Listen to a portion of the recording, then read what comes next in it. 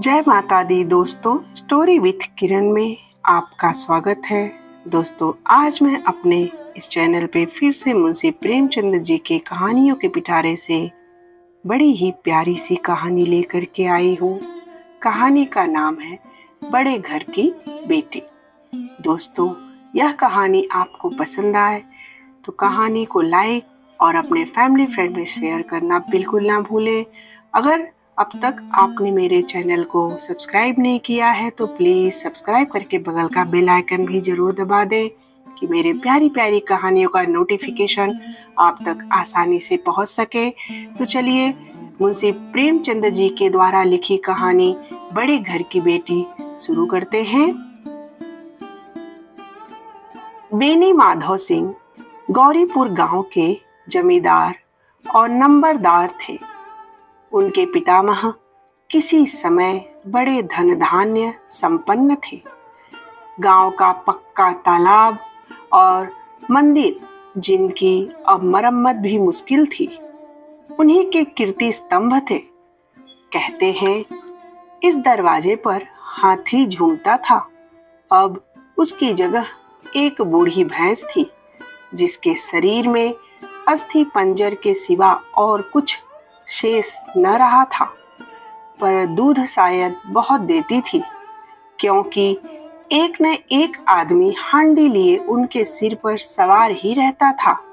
बेनी माधव सिंह अपनी आधी से अधिक संपत्ति वकीलों को भेंट कर चुके थे। उनकी वर्तमान आय 1000 रुपए वार्षिक से अधिक न थी। ठाकुर साहब के 2 बेटे थे। बड़े का नाम श्री कंठ सिंह। उसने बहुत दिनों के परिश्रम और उद्योग के बाद बीए की डिग्री प्राप्त की थी। अब एक दफ्तर में नौकर था। छोटा लड़का लाल बिहारी सिंह दोहरे बदन का सजीला जवान था। भरा हुआ मुखड़ा, चौड़ी छाती, भैंस का 2 सेर ताजा दूध वह उठकर सवेरे पी जाता था। श्री कंठ सिंह की दशा बिल्कुल विपरीत थी। इन नेत्र प्रिय गुणों को उन्होंने बीए इन्हीं 2 अक्षरों पर न्यौछावर कर दिया था।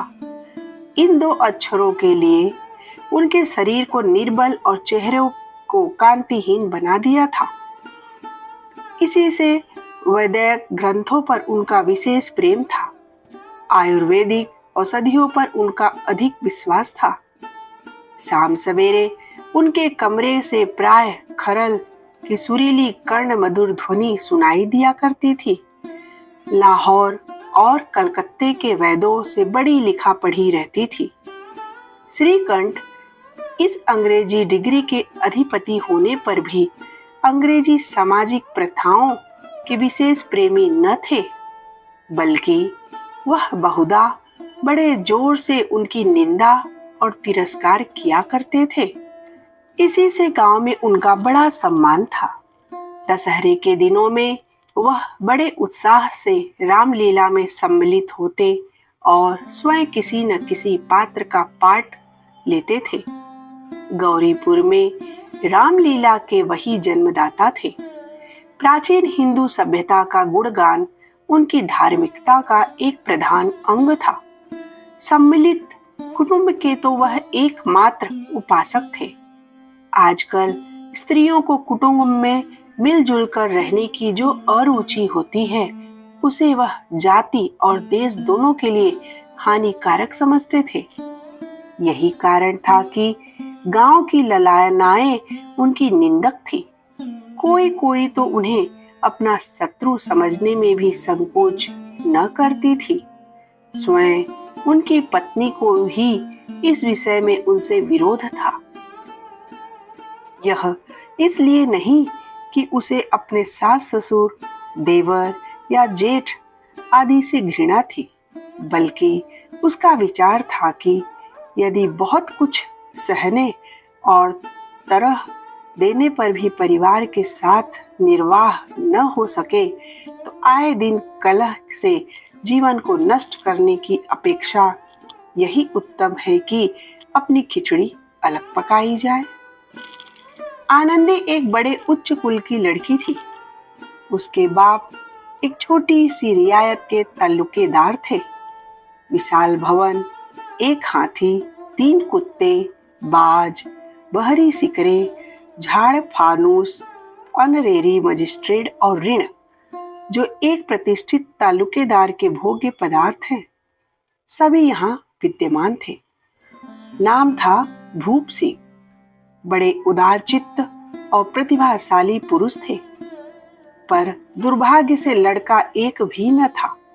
7 लड़कियां हुई और दैव योग से सब की सब जीवित रहीं। पहली उमंग में तो उन्होंने 3 ब्याह दिल खोल कर किए, पर 15-20 हजार रुपयों का कर्ज सिर पर हो गया तो आंखें खुली, हाथ समेट लिया। आनंदी चौथी लड़की थी। वह अपनी सब बहनों से अधिक रूपवती और गुणवती थी। इससे ठाकुर भूप सिंह उसे बहुत प्यार करते थे। सुंदर संतान को कदाचित उसके माता पिता भी अधिक चाहते हैं। ठाकुर साहब बड़े धर्म संकट में थे कि इसका विवाह कहाँ करें।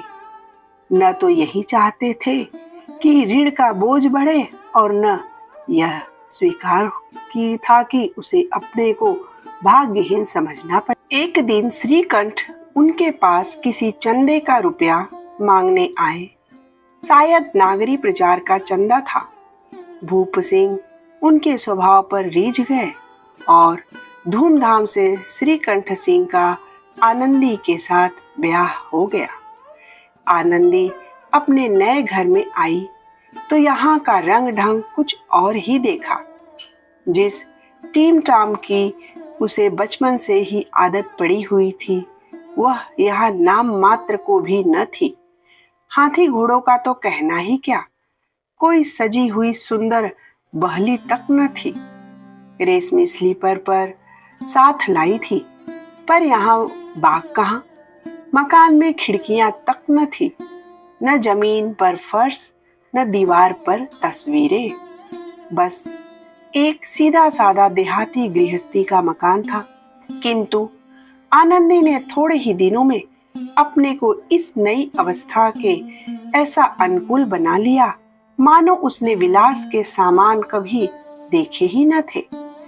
एक दिन दोपहर के समय लाल बिहारी सिंह 2 चिड़िया लिए हुए आए और भावत से बोला, जल्दी से पका दो, मुझे भूख लगी है। आनंदी भोजन बनाकर उसकी राह देख रही थी। अब वह नया व्यंजन बनाने बैठी। हांडी में देखा तो घी पाव भर से अधिक न था।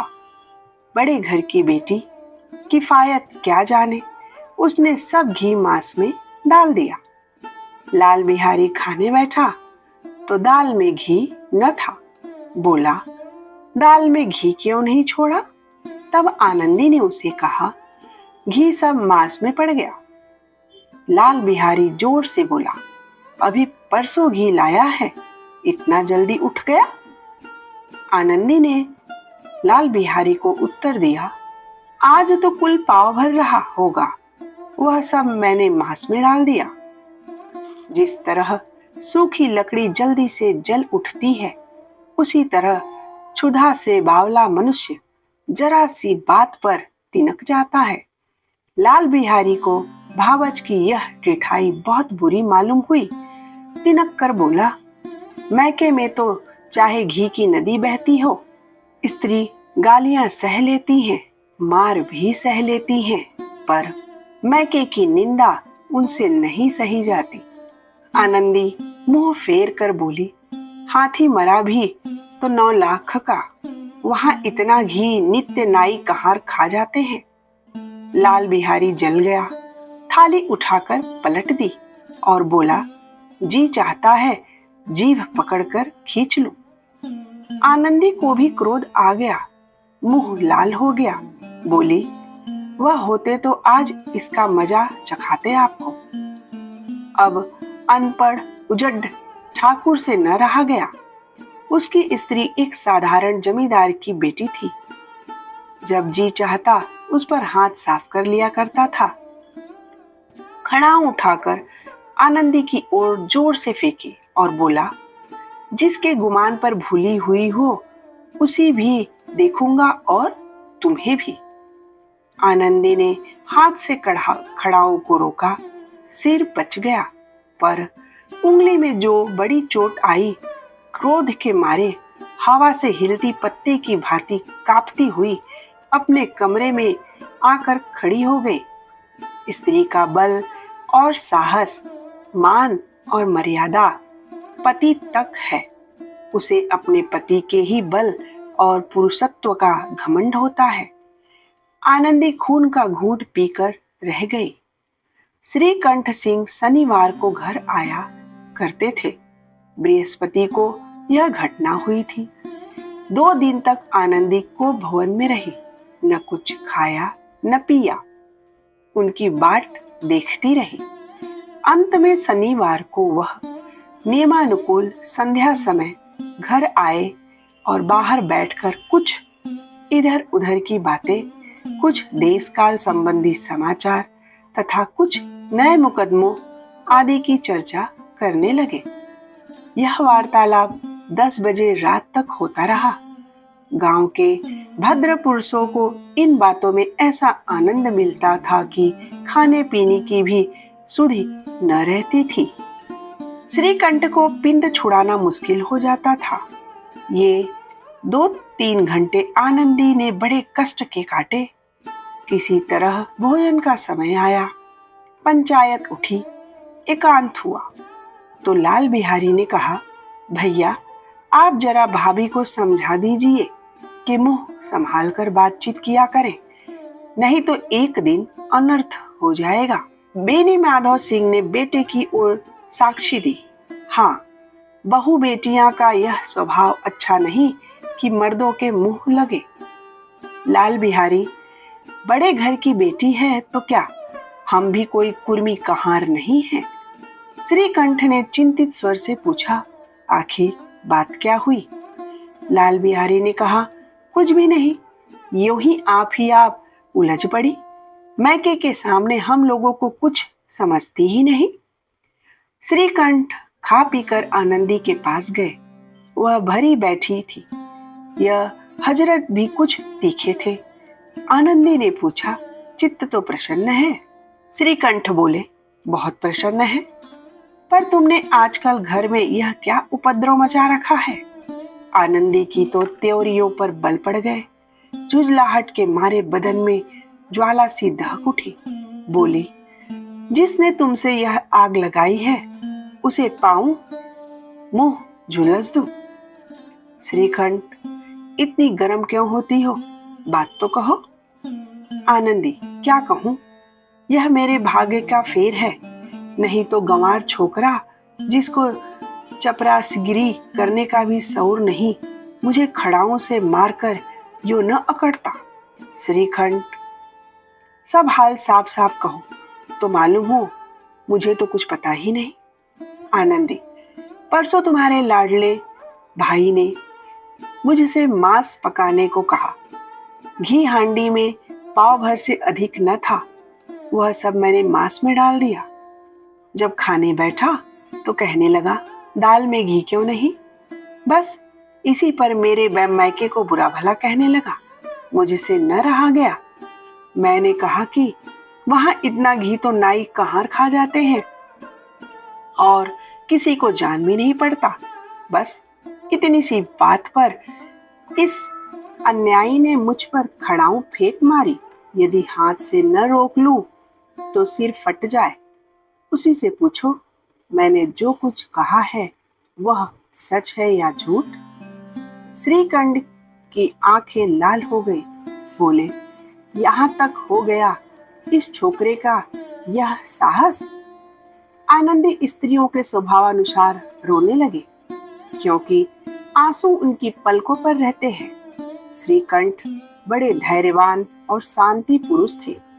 उन्हें कदाचित ही कभी क्रोध आता था। स्त्रियों के आंसू पुरुष को क्रोधाग्नि भड़काने में तेल का काम कर देते हैं। रात भर करवटें बदलते रहे। उद्विग्नता के कारण पलक तक नहीं झपकी। प्रातः काल अपने बाप के पास जाकर बोले, दादा, अब इस घर में मेरा निर्वाह न होगा। इस तरह की विद्रोहपूर्ण बातें कहने पर श्रीकंठ ने कितनी ही बार अपने कई मित्रों को आड़े हाथों लिया था, परंतु दुर्भाग्य आज उन्हें स्वयं वे ही बातें अपने मुंह से कहनी पड़ी। दूसरों को उपदेश देना भी कितना सहज है। बेनी माधव सिंह घबरा उठे और बोले, क्यों? श्रीकंठ ने कहा, इसलिए कि मुझे भी अपनी मान प्रतिष्ठा का कुछ विचार है। आपके घर में अब अन्याय और हठ का प्रकोप हो रहा है। जिनको बड़ों का आदर सम्मान करना चाहिए वे उनके सिर चढ़ते हैं। मैं दूसरे का नौकर ठहरा घर पर रहता नहीं। यहाँ मेरे पीछे स्त्रियों पर खड़ाऊं और जूतों की बौछारें होती हैं। कड़ी बात तक चिंता नहीं, कोई एक की दो कह ले वहां तक मैं सह सकता हूँ, किंतु यह कदापि नहीं हो सकता कि मेरे ऊपर लात घुसे पड़े और मैं दम न मारूं। मेधी बेनी माधव सिंह कुछ जवाब न दे सके। श्रीकंठ सदैव उनका आदर करते थे। उनके ऐसे तेवर देखकर बूढ़ा ठाकुर अवाक रह गया। केवल इतना ही बोला, बेटा, तुम बुद्धिमान होकर ऐसी बातें करते हो? स्त्रियां इस तरह घर का नाश कर देती हैं। उनको बहुत सिर चढ़ाना अच्छी नहीं। श्रीकंठ ने बोला, इतना मैं जानता हूँ, आपके आशीर्वाद से ऐसा मूर्ख नहीं हूँ। आप स्वयं जानते हैं कि मेरे ही समझाने बुझाने से इसी गांव में कई घर संभल गए, पर जिस स्त्री की मान प्रतिष्ठा का ईश्वर के दरबार में उत्तरदाता हूँ, उसके प्रति ऐसा घोर अन्याय और पशुवत व्यवहार मुझे असह्य है। आप सच मानिए, मेरे लिए यही कुछ कम नहीं है कि लाल बिहारी को कुछ दंड नहीं होता। अब बेनी माधव सिंह भी गरमाए, ऐसी बातें और न सुन सके। बोले, लाल बिहारी तुम्हारा भाई है, उससे जब कभी भूल चूक हो उसके कान पकड़ लो। लेकिन तब श्रीकंठ ने कहा, लाल बिहारी को तो मैं अब अपना भाई नहीं समझता। फिर बेनी माधव अवाक होकर बोले, स्त्री के पीछे? श्रीकंठ ने कहा, जी नहीं, उसकी क्रूरता और अविवेक के कारण। दोनों कुछ देर चुप रहे। ठाकुर साहब लड़के का क्रोध शांत करना चाहते थे, लेकिन यह नहीं स्वीकार करना चाहते थे कि लाल बिहारी ने कोई अनुचित काम किया है। इसी बीच में गांव के और कई सज्जन हुक्के चीलम के बहाने वहां आ बैठे। कई स्त्रियों ने जब यह सुना कि श्रीकंठ की पत्नी के पीछे पिता से लड़ने को तैयार है, तो उन्हें बड़ा हर्ष हुआ। दोनों पक्षों की मधुर वाणियां सुनने के लिए उनकी आत्माएं तिल मिलाने लगी। गांव में कुछ ऐसे कुटिल मनुष्य भी थे जो इस कुल की नीतिपूर्ण गति पर मन ही मन जलते थे। वे कहा करते थे, श्रीकंठ अपने बाप से दबता है, इसलिए वह दब्बू है। उसने विद्या पढ़ी, इसलिए वह किताबों का कीड़ा है। बेनी माधव सिंह उसकी सलाह के बिना कोई काम नहीं करते, यह उनकी मूर्खता है। इन महानुभावों की शुभकामनाएं आज पूरी होती दिखाई दी। कोई हुक्का पीने के बहाने और कोई लगान की रसीद दिखाने आकर बैठ गया। बेनी माधव सिंह पुराने आदमी थे, इन भावों को ताड़ गए। उन्होंने निश्चय किया, चाहे कुछ ही क्यों न हो, इन द्रोहियों को ताली बजाने का अवसर न दूंगा। तुरंत कोमल शब्दों में बोले, बेटा, मैं तुमसे बाहर नहीं हूं, तुम्हारा जो जी चाहे करो। अब तो लड़के से अपराध हो गया। इलाहाबाद का अनुभव रहित झल्लाया हुआ ग्रेजुएट इस बात को न समझ सका। उसे डिबेटिंग क्लास में अपनी बात पर आ अड़ने की आदत थी। इन हथकंडों को उसे क्या खबर। बाप ने जिस मतलब से बात पलटी थी वह उसकी समझ में न आया। बोला, लाल बिहारी के साथ अब इस घर में मैं नहीं रह सकता। बेनी माधव, बेटा, बुद्धिमान लोग मूर्खों की बात पर ध्यान नहीं देते। वह बेसमझ लड़का है। उससे जो कुछ भूल हुई उसे तुम बड़े होकर क्षमा करो। श्रीकंठ ने बोला, उसकी इस दुष्टता को मैं कदापि नहीं सह सकता। या तो वही घर में रहेगा या मैं ही। आपको यदि वह अधिक प्यारा है तो मुझे विदा कीजिए। मैं अपना भार आप संभाल लूंगा। यदि मुझे रखना चाहते हो तो उससे कहिए जहां चाहे चला जाए। बस यह मेरा अंतिम निश्चय है। लाल बिहारी सिंह दरवाजे की चौखट पर चुपचाप खड़ा बड़े भाई की बातें सुन रहा था। वह उनका बहुत आदर करता था। उसे कभी इतना साहस न हुआ था कि श्रीकंठ के सामने चारपाई पर बैठ जाए, हुक्का पी ले या पान खा ले। बाप का भी वह इतना मान न करता था। श्रीकंठ का भी उस पर हृदय स्नेह था। अपने होश में उन्होंने कभी उसे घुड़का तक न था। जब वह इलाहाबाद से आते तो उसके लिए कोई न कोई वस्तु अवश्य लाते। मुगदर की जोड़ी उन्होंने ही बनवा दी थी। पिछले साल जब उसने अपने से डेढ़े जवान को नाग पंचमी के दिन दंगल में पछाड़ दिया तो उन्होंने पुलकित होकर अखाड़े में ही जाकर उसे गले लगा लिया था। 5 रुपए के पैसे लुटाए थे। ऐसे भाई के मुंह से आज ऐसी हृदय विदारक बात सुनकर लाल बिहारी को बड़ी ग्लानि हुई। वह फूट फूट कर रोने लगा। इसमें संदेह नहीं कि अपने किए पर पछता रहा था। भाई के आने से एक दिन पहले से उसकी छाती धड़कती थी कि देखूं भैया क्या कहते हैं, मैं उनके सम्मुख कैसे जाऊंगा। उसने समझा था कि भैया मुझे बुलाकर समझा देंगे। इस आशा के विपरीत आज उसने उन्हें निर्दयता की मूर्ति बने हुए पाया। वह मूर्ख था, परंतु उसका मन कहता था कि भैया मेरे साथ अन्याय कर रहे हैं। यदि श्रीकंठ उसे अकेले में बुलाकर 2-4 बातें कह देते, इतना ही नहीं 2-4 तमाचे भी लगा देते तो कदाचित उसे इतना दुख न होता। पर भाई का यह कहना कि अब मैं इसकी सूरत नहीं देखना चाहता, लाल बिहारी से सहा न गया। वह रोता हुआ घर आया, कोठरी में जाकर कपड़े पहने, आंखें पोंछी, जिसमें कोई यह न समझे कि रोता था। तब आनंदी के द्वार पर आकर बोला, भाभी, भैया निश्चय कर लिया है कि मेरे साथ इस घर में न रहेंगे। अब वह मेरा मुंह नहीं देखना चाहते, इसलिए अब मैं जाता हूँ।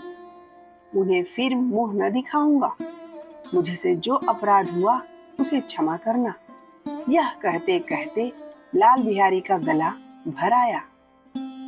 जिस समय लाल बिहारी सिंह सिर झुकाए आनंदी के द्वार पर खड़ा था, उसी समय श्रीकंठ सिंह भी आंखें लाल किए बाहर से आए। भाई को खड़ा देखा तो घृणा से आंखें फेर ली और कतरा कर निकल गए, मानो उसकी परछाई से दूर भागते हों। आनंदी ने लाल बिहारी की शिकायत तो की थी, लेकिन अब मन में पछता रही थी। वह स्वभाव से ही दयावती थी। उसे इसका तनिक भी ध्यान न था कि बात इतनी बढ़ जाएगी। वह मन में अपने पति पर झुंझला रही थी कि यह इतने गर्म क्यों होते हैं। उस पर यह भय भी लगा हुआ था कि कहीं मुझसे इलाहाबाद चलने को कहे तो कैसे क्या करूंगी। इस बीच में जब उसने लाल बिहारी को दरवाजे पर खड़े यह कहते सुना कि अब मैं जाता हूँ, मुझसे जो कुछ अपराध हुआ क्षमा करना, तो उसका रहा सहा क्रोध भी पानी हो गया। वह रोने लगी। मन का मैल धोने के लिए नयन जल से उपयुक्त और कोई वस्तु नहीं है। श्रीकंठ को देखकर आनंदी ने कहा, लाला बाहर खड़े बहुत रो रहे हैं। तब श्रीकंठ ने कहा, तो मैं क्या करूं? इतने में आनंदी ने कहा, भीतर बुला लो, मेरी जीभ में आग लगे, मैंने कहां से यह झगड़ा उठाया। तब श्रीकंठ ने बोला, मैं न बुलाऊंगा। आनंदी बोली, पछताओगे, उन्हें बहुत ग्लानि हो गई है, ऐसा न हो कहीं चल दे। इतने में श्रीकंठ न उठे। इतने में लाल बिहारी ने फिर कहा, भाभी, भैया से मेरा प्रणाम कह दो, वह मेरा मुंह नहीं देखना चाहते, इसलिए मैं भी अपना मुंह उन्हें न दिखाऊंगा। लाल बिहारी इतना कहकर लौट पड़ा और शीघ्रता से दरवाजे की ओर बढ़ा। आनंदी में कमरे से निकली और उसका हाथ पकड़ लिया। लाल बिहारी ने पीछे फिर कर देखा और आंखों में आंसू भरे बोला, मुझे जाने दो भाभी। तब आनंदी ने कहा, कहाँ जाते हो? तब लाल बिहारी ने कहा, जहाँ कोई मेरा मुंह न देखे। फिर आनंदी ने लाल बिहारी से कहा, मैं तुम्हें जाने नहीं दूंगी। लाल बिहारी, मैं तुम लोगों के साथ रहने योग्य नहीं हूं। आनंदी ने कहा, तुम्हें मेरी सौगंध, अब एक पग भी आगे न बढ़ाना।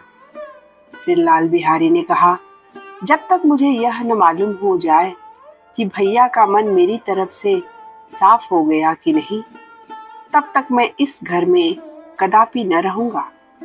तब आनंदी ने कहा, मैं ईश्वर को साक्षी देकर कहती हूँ कि तुम्हारी ओर से मेरे मन में तनिक भी मैल नहीं है। अब श्रीकंठ का हृदय भी पिघला। उन्होंने बाहर आकर लाल बिहारी को गले लगा लिया। दोनों भाई खूब फूट फूट कर रोए। लाल बिहारी ने सिसकते हुए कहा, भैया भैया, अब कभी मत कहना कि मैं तुम्हारा मुंह न देखूंगा।